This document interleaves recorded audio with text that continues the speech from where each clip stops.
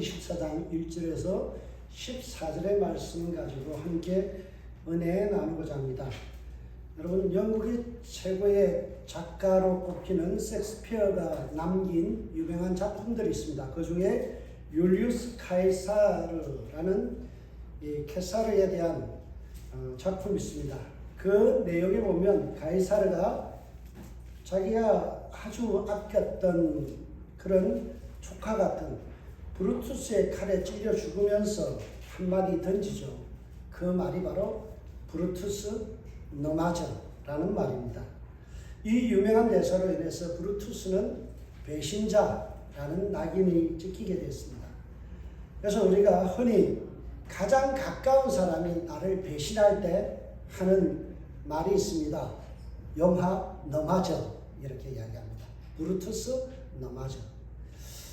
여러분, 2000년 전에 예수님께서 제자들을 향하여 외친 말이 바로 제자들 너 맞아도 라는 말씀일 것 같습니다.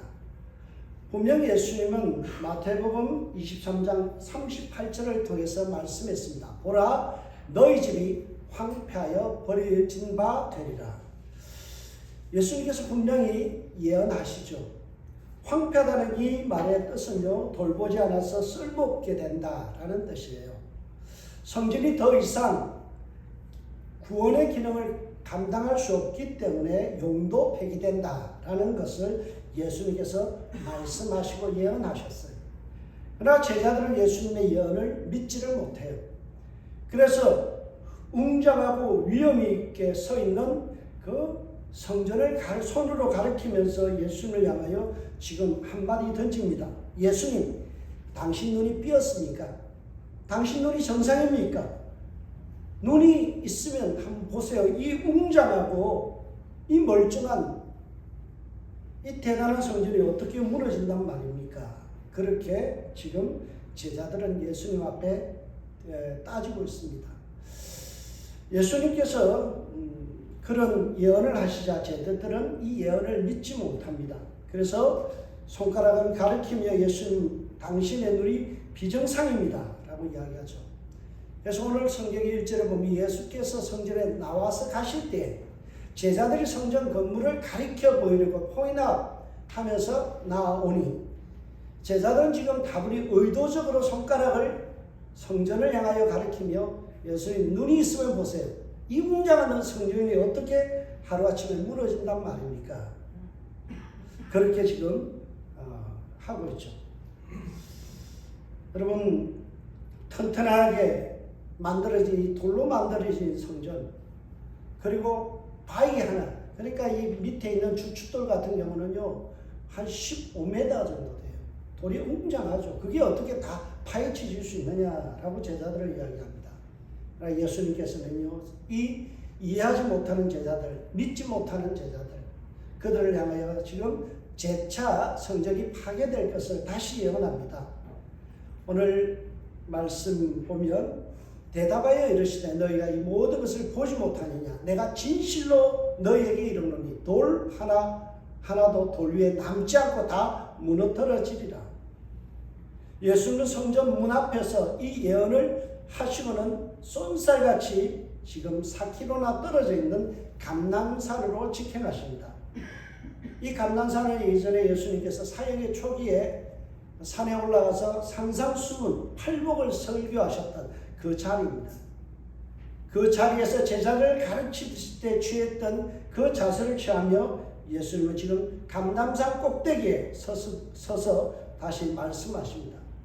여러분, 이 위치는 정확하게 어떤 위치인가 하면 여러분, 이런 위치입니다.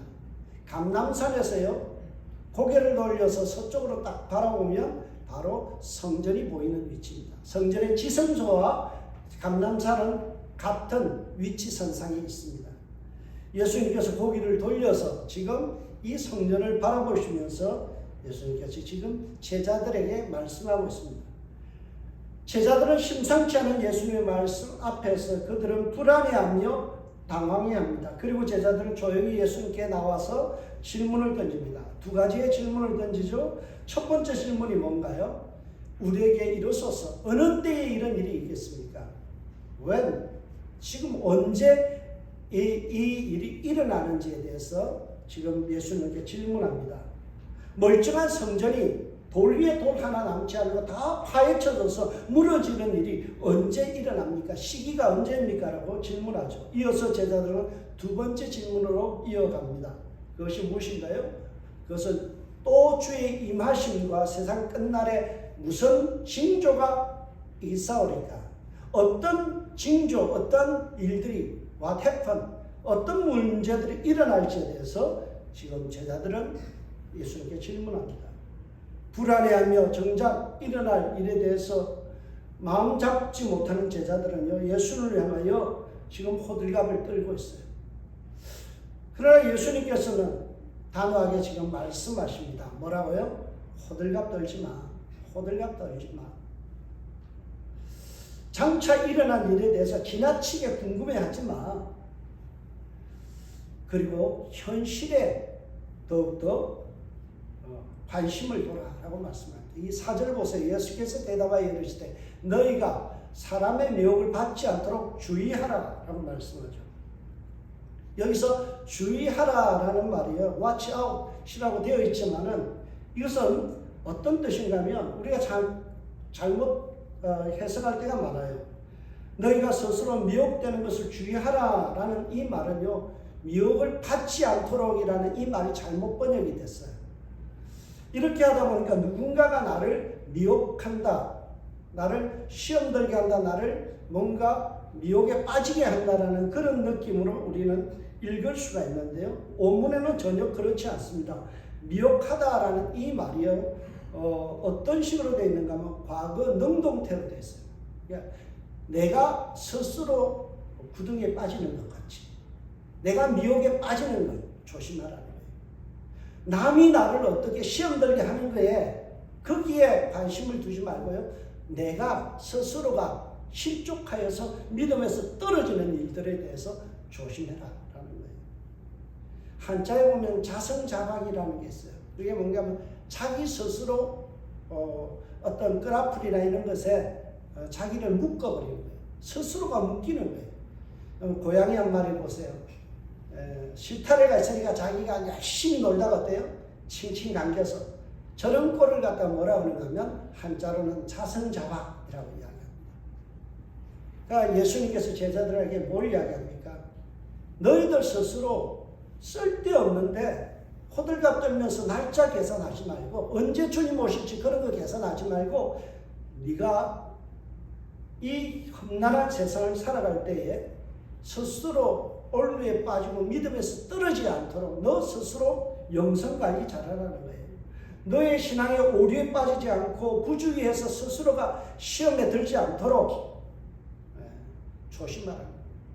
여러분, 이 말씀을 잘 들어야 돼요. 이 주의하라는 말은요, 수동태가 아니에요. 이 말은 남을 탓하지 말라는 거예요. 남이 나를 실족하는 일보다 말세가 되면 내 스스로가 믿음이 떨어져서 내 스스로가 시험에 들고 내 스스로가 거기에 빠진다는 거예요. 그래서 예수님은 남들에게 신경 쓰지 말고 네 스스로의 신앙을 잘 관리해라. 제자들에게 이 말씀하시는 거예요. 예수님 제자들이요 하는 헛짓에 대해서 지금 경계하는 거예요. 자신들의 영성 관리도 하지 못하고 자기 스스로가 믿음에서 떨어지고 자기 믿음이 실족하는 일에 대해서 전혀 계산도 못하면서 30년, 40년 뒤에 일어날 성전 파괴가 언제 일어날 거냐고 거기에 관심이 있는 거예요. 쓸데없는 것에 관심이 있죠. 여러분, 초등학생이 산수 문제를 푸는데 여러분, 그 산수 문제도 더하기 빼기 나누기 곱하기도 잘 못하면서 고차원 방정식을 풀겠다 또는 미분 적분을 풀겠다 하면 되겠어요? 여러분, 우리가 살아가면서 주님 오실 날을 갖다가 자꾸 계산하고 언제 주님 오실지 그거 염려하지 말고요, 우리가 해야 될 일은 뭐예요? 내 영성 잘 관리하며 매일매일 살아가는 거예요. 여러분, 오늘 제자들을 향하여 주님은 이 말씀 하시는데요, 제자들은 앞으로 닥쳐질 이 주님이 성천하신 후에 일어날 많은 징조들 또는 미혹하게 되는 일에 대해서 전혀 대비가 되어 있지 않아요. 예수님께서 성천하신 후에 어떤 상황이 벌어집니까? 그것은 바로 미혹게 되는 일들이 일어나죠. 오늘 특별히 그 중에는 뭐가 있어요? 가짜들이 판을 친다는 거예요. 많은 사람이 내 이름으로 와서 이르되 나는 그리스도라 하여 많은 사람을 미혹하리라. 11절에 보면 거짓 선지자들이 많이 일어나고 많은 사람을 미혹하겠습니다. 여러분, 가짜 지도자들이 판을 치는 세상이 일어난다는 거예요. 말씀을 정확하게 해석하는 것이 아니라 자기 마음대로 해석하고 자기 계산대로 해서 사람들을 어지럽게 하는 신앙이 들어요. 여러분, 그래서 유튜브 조심하세요. 쓸데없는 유튜브 보지 마세요.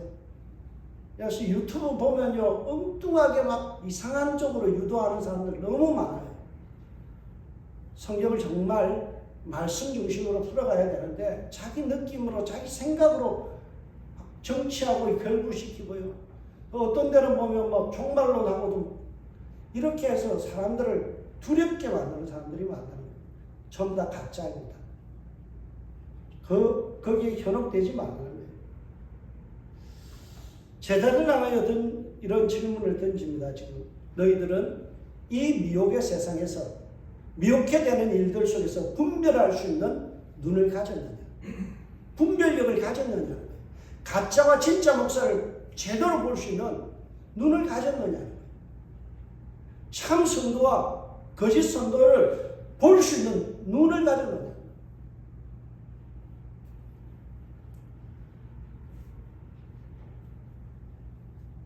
지금 예수님은요, 더 이상 시기의 문제를 다루지 않습니다. 언제 이 일이 일어날지, 언제 재림이 올지에 대해서 주님께서 침묵하시고 도리어 제자들에게 미혹의 사건들에 대해서 실예들을 지금 쭉 이야기하죠. 제자들을 기다리고 있는 것은 만만한 일이 아니에요. 그리스도와 사칭하는 일들, 난리와 기근과 지진들과 환난과 배교와 거짓 선지자들의 출현이 일어나죠. 이 모든 것을 한마디로 요약하면 미혹. 여기의 뜻은 정신이 헷갈려서 갈팡질팡하고 헤맨다는 거예요. 여러분, 신앙인들 중에서 이렇게 갈팡질팡하는 분들이 많아요. 헷갈려하는 분들이 있어요. 어느 것이 진짜 하나님의 뜻인지를 모르고 엉뚱한 것에 관심이 많은 분들이 있어요. 예수님 제자들에게 질문합니다. 이 미혹하기 쉬운 세상, 시험 들기 쉬운 세상 속에 너희들이 갈팡질팡하지 아니하고 너희들에게 주어진 이 사명을 제대로 감당할 준비가 되어 있느냐라는 거예요. 여러분, 참 안타깝게도 이단들은요, 자꾸 날짜를 갖다가 계산하기를 좋아합니다. 쓸데없는 것에 관심을 갖게 해요. 여러분, 안식교가 있잖아요. 안식교가 그 보면 윌리엄 밀러라는 사람이 있어요. 윌리엄 밀러가 다니엘서 8장 14절 근거해서 1843년 3월 21일 날 주님 재림한다고 했어요. 그런데 어떻게 됐습니까? 불발되었어요. 그러니까 다시 계산이 잘못됐다 그러면서 1844년 10월 22일 그때 또 재림한다고 그랬어요. 그거 안 왔잖아요, 주님. 그러니까 어떤 변명을 됩니까? 주님께서 이 땅에 재림한 게 아니라 하늘에 재림해서 우리가 못 봤다. 그런 얘기. 엉뚱한 이야기 하는 거예요. 여러분, 이장님 씨 사건 알잖아요. 여러분, 이장님이라는 목사가요, 대단한 사람입니다. 우리 성경에 보면, 옛날 성경에 보면 번역자의 이름이 있어요. 개혁 성경을 번역할 만큼이나 굉장히 실력합니다. 그 사람이 어떻게 해서 다미 선교회 이런 거 만들어서 1998년인가요? 주님 재림한다고 그래서 많은 세상을 시끄럽게 하고 한국 교회를 혼탁하게 하고 많은 사람들 재산 다 날라게 했잖아요. 거짓 목사예요. 가짜예요. 여러분, 많은 사람들을 종말이 언제 올까? 내가 계산을 보니까 다니엘서를 계산하고 요한계시록 계산하고 보니까 몇 년 몇월 며칠에 주님 오신다. 이런 사람 전부 다 이단입니다. 그 사람 믿지 마세요. 100% 이단입니다. 왜요? 성경이 그렇게 이야기해요. 그때와 그 시는 누구만이 안다고요? 하나님만이 아신다. 여러분 하나님의 고유 영역에 침범해서 자기가 날짜를 계산한다는 하나님보다 자기가 더 뛰어나다는 거예요. 이런 그 교만이 어디 있습니까? 하나님만이 아시는 걸 갖다 자기도 알겠대요. 하나님과 동등됨을 취하겠다. 그거는요 있을 수 없는 일이고 이거는 한마디로 이야기해서 이단의 극치입니다.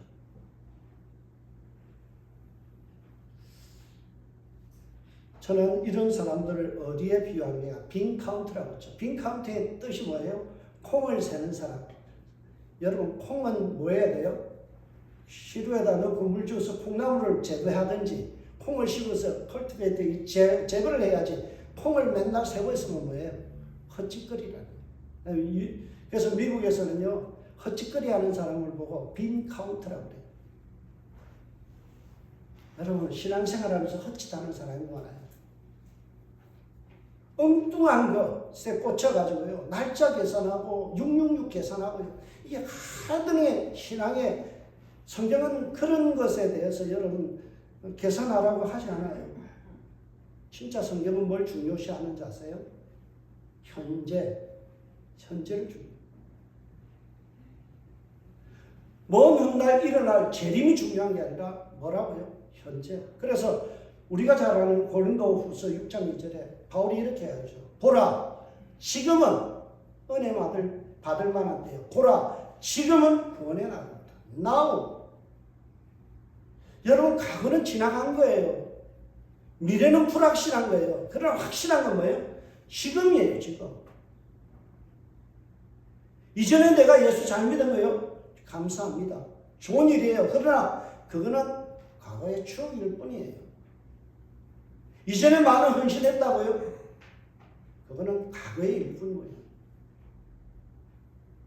여러분 지금 신앙생활이 중요해요. 내가 돈 좀 벌고 내 건강해지면 나중에 주님 앞에 헌신하겠습니다. 그거는 부도수표예요. 주님은요 우리가 지금을 정말 잘 살 것을 요구하고 있어요. 현재를 잘 살아가는 것, 이게 바로 참다운 종말론자예요. 현재 내게 주어진 사명, 내가 섬기는 교회, 내 가족, 내 이웃에게 잘하고 살아가는 것, 이게 주님 앞에 칭찬받는 신앙이라는 거예요. 여러분 조직신학자 중에 대가였던 사람이 있습니다. 판덴베르거라는 이 사람인데요. 그 사람이 이 책에 신앙과 현실이라는 책에서 이런 이야기를 합니다. 신앙은 현실적이고 현실은 하나님이 활동하는 무대이다. 뭘 강조해요? 현실. 지금이 중요하다는 거예요. 리얼리티, 지금이 중요하다는 거예요. 여러분 현실을 내팽개치고 언제 오실 모르는 주님 바라보면서 맨날 교회에서 철회하는 거 그거 무익한 거예요. 그럴 시간에 뭐 하라고요? 남편 발리나 한번 닦여주고요. 아내 어깨라도 주물러 주라는 거예요. 그게 진짜 신앙이에요. 먼 훗날 올 주님의 재림만을 바라보면서 철회하고 금식하는 게 중요한 게 아니라 주님 뭐라고요? 네가 살아가는 지금 너 가정에 오늘 주님이 활동하는 이 무대 속에서 넌 뭐하고 있냐는 거예요. 참다운 신앙은요 오늘 내게 주어진 삶에 충성하는 거예요. 그래서 우리에게는 인식의 변화가 필요해요. 생각, 패러다임 시프트가 필요한 거예요. 우리의 사고를 바꿔야 돼요. 예수님의 제자들은요 종말이 언제 올지, 미래의 종말이 언제 올지 거기에 관심이 있어요. 예수님께서 그 종말에 대한 인식을 바꾸라는 겁니다. 생각을 바꾸라는 거예요. 8절을 보면 이 모든 것은 재난의 시작이라. 8절의 말씀은요 종말의 시작이 이미 시작된 거예요. 예수님께서 성천하는 그 순간부터 종말은 카운트다운에 들어간 거예요. 여러분 종말은 앞으로 500년 뒤에 10년 뒤에 그렇게 오는 게 아니라 종말은 지금이라는 거예요. 이미 우리는 종말을 살고 있습니다. 그래서 지금 살아가는 하루하루가 종말이라는 거예요. 내가 눈을 뜨고 살아가는 오늘이 내 인생의 마지막이라는 생각을 가져야 돼요. 여러분 내일은 기약할 수가 없어요. 왜? 여러분 그 성경에 보면 부자의 비유가 있잖아요. 실컷 창고 짓고 실컷 하면서 내가 즐기겠다고 미래를 계획하지만은 주님께서 오늘 밤 내 영혼을 도로 찾으면 이것이 누구의 것이 되겠느냐라고 묻잖아요. 무슨 말씀이에요? 오늘 내게 많은 것 있으면 나눠주라는 거예요. 쌓아놓고 미래를 생각하기보다는 오늘 내 주변에 있는 사람들에게 잘하라는 거죠. 여러분, 오늘이 내 인생의 종말입니다.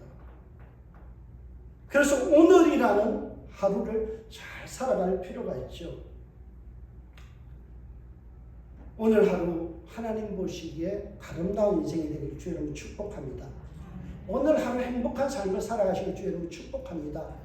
오늘 하루 살아가면서 한 번 더 웃어주는 인생이 되시기 바랍니다. 오늘 하루의 삶 속에서 기뻐하며 여호와를 기뻐하고 즐거워하는 인생이 되면 정말 주님 미소 짓게 하는 인생이에요. 제임스 헌트라는 사람이 있습니다. 오늘 설교의 제목인데요. 기독교는 어떻게 세상을 변화시키는가 라는 책입니다. 이 책에 보면요. 그가 이런 말을 합니다. 신실한 현존을 살아라. 신실한 현존을 살아라. 이 말의 뜻은 뭔가 하면 신실한 현존이란 자신이 처한 상황에 뿌리를 내리고 신실하게 살아가는 그 자체가 하나님 나라를 증가하는 삶이다. 여러분, 우리가 살아가는 오늘 가정의 삶, 교회의 삶, 직장의 삶, 그 삶 속에 뿌리를 내리고 그 속에서 그리스도인답게 살아가는 것, 그게 뭐라고요? 하나님 나라의 증인, 전도자의 삶이라는 거예요. 늘 이야기하잖아요. 여러분의 얼굴이 전도지입니다. 말로 하는 전도지가 필요한 게 아니고요. 여러분의 얼굴과 삶이 전도지예요. 우리가 신경 써야 되는 게 뭐예요? 맨날 우거지상하고 얼굴 찌푸리고 살면 누가 그 얼굴 보고 예수 믿겠다고 하겠어요? 맨날 싸우는 집을 보면서 누가 자녀들이 부모를 따라서 신앙생활 하겠어요? 부모들이 사랑하고 부모들이 서로 아껴주고 그리고 자녀들을 사랑하고 하는 그 모습 속에서 아, 예수 믿는 게 저런 거구나. 이거예요. 내가 처한 상황 속에서 아프면 아픈 대로 그 속에서 한 번 더 웃는 연습하는 거예요. 힘들면 힘들수록 할렐루야 찬양하는 거예요. 나를 힘들게 하는 사람을 향하여 한 번 더 미운 사람 떡 하나 더 주는 거예요. 이게 뭐라고요? 신실한 현존이라는 거예요. 요즘 구호 중에 Be the Church라는 말이 있습니다. 네가 교회가 되라는 거예요. 맨날 교회 와라 교회 와라 교회다 묶어놓고 뭐 기도해야 하고 찬양하고 여러분 그게 중요한 게 아니고 한 그리스도인이 가정 속에서 Be the Church 내가 교회가 되는 거예요. 은샘교회는요 여기가 아니에요. 여러분의 가정 속에서 여러분의 직장 속에서 내가 그리스도인의 향기를 드러내면 그게 교회예요. 그런 의미에서 제가 참 좋아하는 시인의 시를 한 편 소개하려고 합니다. 이인수녀님이요 쓴 오늘도 시간은 이라는 시인데요. 그 첫 부분이 이렇게 됐습니다. 오늘도 시간은 빛나는 선물입니다. 녹슬지 않게 갈고 닦아야 될 보물입니다. 오늘이 뭐라고요? 여러분에게 주신 하나님의 빛나는 선물이에요. 그래서 우리는 오늘 하루를 녹슬지 않게 갈고 닦아야 될 보물이라는 거예요. 여러분 오늘 대충 살지 마세요. 오늘 하루 내게 주어진 선물이에요. 여러분 어제 돌아가신 분은요 오늘이라는 삶이 없어요. 오늘 내게 주어진 삶을 통해서 몰라요? 누군가를 만나고 행복을 나누고 사랑을 나누고 그리스도 향기를 전할 수 있잖아요. 그렇게 갈고 닦아야 될 인생이라는 거예요. 제가 입버릇처럼 하는 귀한 고백이 있습니다. 조지 휘필드 목사님이요 이런 말을 남겼어요. 나는 녹슬어 없어지기보다는 닳아서 없어지는 인생이 되고 싶다. 여러분 오늘 하루 러스트 우리의 인생이 녹슬으면 안 돼요. 녹슬 인생 되지 마세요. 제가 이 밤일을 하다 보면요, 낫을 쓰다가 그냥 두면요, 녹이 써져 있어요. 계속 쓰잖아요. 녹이 안 썰어요. 여러분 인생도 마찬가지예요. 누군가를 사랑하고 중보기도 하고 누군가에게 베풀고 웃어주고 사랑하고 격려하면 어때요? 그 녹슬은 인생이 아니에요. 그런데 그저 나밖에 모르고 그저 나만을 위해서 살고 그렇게 하면 녹슬어 가는 거예요. 여러분 저와 인생이 녹슬지 않는 인생 되시길 주의 이름으로 축복합니다. 오늘이라는 귀한 선물 여러분 잘 살아내길 주의 이름으로 축복합니다. 그러면 오늘 하루를 잘 살기 위해서 우리가 해야 될 게 뭘까요? 두 가지를 성경으로 이야기합니다. 그게 뭘까요? 첫째는 환난 가운데서도 사랑하는 겁니다. 성도가 살아내야 될 현실은 결코 녹록하지 않습니다. 힘듭니다. 정말 짜증스럽고 매일마다 스트레스 충만합니다. 예수 믿는다는 이유로 환난을 넘치도록 받습니다. 심지어는요, 미움을 받아서 순교할 때도 있어요. 세상 사람들은 우리를 이유 없이 터집을 잡고 우리를 미워합니다.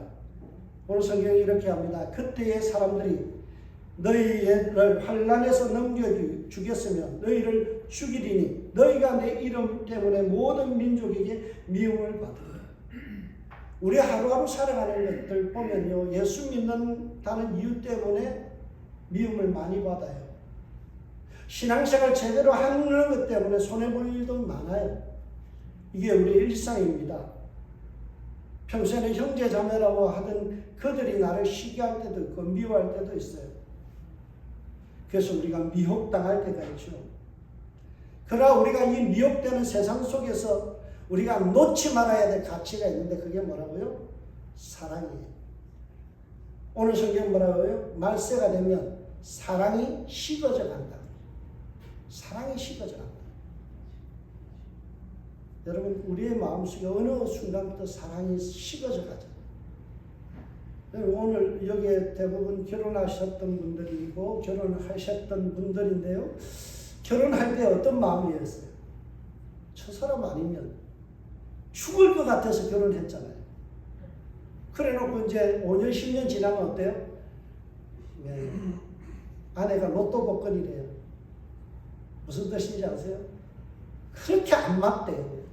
긁어도 안 맞는 로또 복권 같아요. 서로가 안 맞다고 투정합니다. 싫어합니다. 짜증 부립니다. 그럼 점점 사랑이 식어져 가잖아요. 우리 마음속에 세상은 다 그렇게 살아도 우리는 어떻게 살아야 돼요? 그리스도인으로서 사랑은 늘 불타올라야 돼요. 오늘 성경은요 이렇게 이야기합니다. 그러나 끝까지 견디는 자는 구원을 얻으리라. Stand firm. 끝까지 견디는 자. 뭘 붙들고 견뎌요? 사랑 붙들고 견뎌요. 여러분 가정 안에 사랑을 불어넣는 사람이 돼야 돼요. 끊임없이 견딘다는 이 말을요 우리가 오해하면 안 돼요. 그냥 그냥 참아내는 게 아니라요. 사랑은 어떻게 해요? 적극적으로 우리가 사랑의 마음을 가지고 우리가 잘 사람들을 섬기는 거예요. 여러분 구원받은 징표를 조나단 에드워즈 목사님은요 사랑이라고 그랬어요. 사랑을 한다는 것은 그 안에 그리스도의 사랑이 있으면 어때요? 구원받은 사람. 구원받지 못한 사람의 특징이 뭐냐면 그 안에 그리스도의 사랑이 있는 거예요. 내 사랑이 아니에요. 감정적인 사랑이 아니에요. 그리스도의 사랑. 자기를 죽기까지 십자가에 내어주신 그 사랑이 내 마음속에 있으면요. 어떤 사람도 용납돼요. 어떤 사람도 웰컴이 돼요. 어떤 사람도 불쌍히 여겨져요. 요즘 제가 참 마음에 은혜가 있는 게 그거예요. 혼자 있으니까요. 아내 한국 보내놓고 처음에는 나 자유 얻었네, 너 자유 얻었네, 우리 자유 얻었네 하면서 있었는데요. 며칠 지나니까 한 열흘 됐거든요. 공허한 거예요. 혼자 있으니까. 심심한 거예요. 많은 생각을 해요. 그러면서 기도가 깊어져요. 어떤 기도가 나느냐면 어느 날은 내가 생각했던 미워했던 사람이 있어요. 아주 용서가 안 돼요. 용납이 안 돼요. 근데 그날 글을 하나님께서 쓰시더라고요. 어느 날 이런 생각이 들었어요. 기도하다가 하나님이 괜찮다는데 네가 왜? 하나님이 쓰시겠다는데 네가 왜 쌩 터지고 잡냐? 하나님이 괜찮다는데 왜 네가 그걸 못마땅히 하냐? 용납해라. 받아들여라. 그걸 느끼고 나니까요. 그를 위한 기도가 나오더라고요. 하나님 축복해 주세요. 하나님 그의 삶 속에 뭔가 변화가 일어나게 해주세요. 꼴보기 싫은 그 부분들이 해결되게 해주세요. 여러분 인생 살아가면서 주님의 그 사랑이 내 마음에 들어오면요. 내 감정적인 사랑이 아니라 하나님의 사랑이 그들을 온전히 감싸게 돼요. 여러분 오늘 하루 살아가면서 내 감정의 사랑이 아니라 그리스도 예수 사랑이 여러분의 마음에 부음받아서 그 사랑으로 이웃을 사랑할 수 있는 저와 여러분들 되시길 주님으로 축복합니다. 아멘. 두 번째로요. 우리가 뭐 하면서 오늘 하루를 살아야 될까요? 성경은요. 이렇게 이야기합니다. 전도하라. 여러분 보면 끝까지 견디는 자는 여기 견디다라는 말을 우리는 수동태적으로 생각해서 개인적으로 내 신앙 나 혼자 신앙 잘 지키면 돼. 내 믿음 혼자 잘 지키면 돼. 내 신앙 혼자 잘 간직하면 돼. 이렇게 받아들이죠. 아니에요. 오늘 여기는요. 적극적인 신앙생활을 하는 거예요. 14절을 보세요. 오늘 이렇게 이 천국 복음이 모든 민족에게 증언되기 위하여 온 세상에 전파되리니 그제야 끝이 오리라. 주님의 재림을 앞당기는 일이 뭐라고요? 우리가 전도하는 일이에요. 잃어버린 영혼에게 복음을 전하는 일이에요. 오늘 우리에게 주신 이 선물 같은 하루 동안에 내가 해야 될 것 두 가지입니다. 사랑하고 또 하나는 복음 전하는 거예요. 믿지 않는 사람에게 찾아가서 예수 믿으라는 거예요. 예수가 생명이다라고 전할 수 있어야 돼요. 그리스도 예수 안에서 결코 정죄함이 없다. 이전 것은 지나갔다 과거의 너의 못난 모습들 주님 앞에 나오면 모든 거 용서함 받는다. 새로운 삶이 주어질 수 있다는 것을 이야기하는 거예요. 그 십자가의 사랑을 전하는 복음 전도자로 살아가는 거예요. 여러분 그래서 우리가 하루하루 이 종말의 삶을 살아간다는 것은요. 두렵게 하는 게 아니에요. 두려움에 떠는 게 아니에요. 항상 기대하면서 그리고 마음속에 기쁨으로 축제를 기대하는 거예요. 여러분 요한계시록 그러면 많은 사람들이 두렵다 666 이러니까 막 두렵고 내가 심판받으면 어떨까? 여러분 666만 있는 거 아니에요. 그 앞에 보면 뭐예요? 예수 믿는 성도의 이마에 인을 쳤다고 그랬잖아요. 여러분은 보이지 않게 성령에 의해서 모두 인치심을 받은 자예요. 그러니까 666이 무술 게 하나도 없어요. 요한계시록은 우리에게 겁주는 책이 아니에요. 종말에 대해서 두렵게 떨게 만드는 책이 아니라 뭘 이야기했어요? 주님 다시 오신다. 승리의 주님으로 오신다. 그러니 너희도 승리자다. 너희들은 이미 인치심을 받은 백성이다. 그러니 두려울 거 없다. 쫄지 마라. 환난이 있어도 겁내지 마라. 주님 너와 함께 하신다. 그래서 마지막에 뭐로 끝나요? 주 예수여 오시옵소서. 여러분 요한계시록 끝은 뭐예요? 결말이 뭐예요? 주님 빨리 오세요. 축제입니다. 기쁨입니다. 환희입니다. 이게 요한계시록이라고요. 쓸데없이 우리가 666 계산하고 무슨 이상한 징조가 일어나고 뭐가 피로 물들고 이런 내용이 나오니까 겁부터 먹는데요. 요한계시록은 그런 게 아니에요. 우리에게 뭘 준다고요? 승리의 확신. 그래서 우리가 복음 전하면서 하루하루를 종말을 잘 사는 거예요. 여러분 오늘 성경에 나오는 종말이라는 이 단어요. 우선 헬라어로 보면요. 파루시아라고 되어 있어요. 파루시아. 파루시아라는 말은요, 여러분 종말로 우리가 번역됐지만 실제 의미는 세 가지가 있어요. 뭔가 하면 임재, 그런 뜻이에요. 두 번째는 도래한다. 세 번째 출현한다. 여러분 종말에 대한 컨셉을 잘못 잡으면요, 종말이 이상하게 우리가 뭔가 세상의 끝, 우리가 뭔가 두렵고 떨리고 심판받는 그런 거로 생각하잖아요. 그런데 파루시아라는 이 말의 뜻은요, 뭔가 하면 예수님께서 완벽하게 우리에게 임재하시는 순간이 종말인 거예요. 주님의 나라가 도래하는 그 시간이 언제라고요? 종말인 거예요. 천국이 출현하는 그 순간이 뭐예요? 종말이에요. 그러니까 오늘 하루 내 삶 속에 하나님의 임재가 있고 하나님의 나라가 내 삶 속에서 이루어지고 천국을 누리고 있으면 뭐예요? 종말을 사는 거예요. 그런 삶은 내일 주님이 오시나 오늘 주님이 오시나 상관이 없는 거예요. 이미 천국을 누리고 있으니까요. 여러분 자꾸 종말을 오해해서 종말은 미래에 우리에게 겁을 주고 심판하고 뭔가 두렵게 하는 사건이 아니라 주님께서 우리에게 승리를 주시는 겁니다. 오늘 하루 살아가면서 우리가 성전가를 부르며 축제를 벌려야 돼요. 오늘 하루가 여러분의 삶의 축제가 되길 주님을 축복합니다.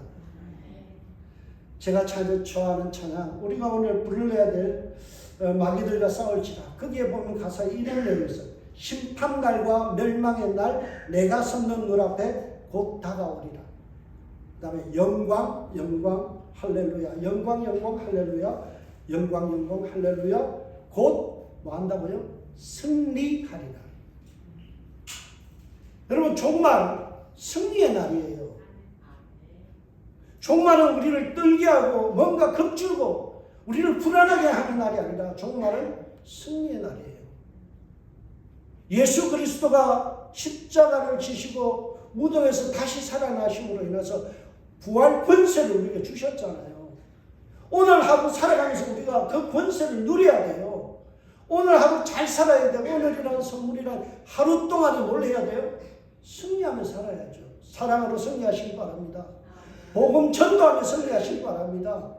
우리의 삶 속에 가족들 안에서 정말 서로가 사랑하고 서로가 위하고 서로를 아껴주는 이 놀라운 주님의 축제가 있고 주님 안에서 누리는 페스티벌, 축제가 있고 기쁨이 있는 하루가 되시길 주의 이름으로 축복합니다. 기도하겠습니다. 하나님,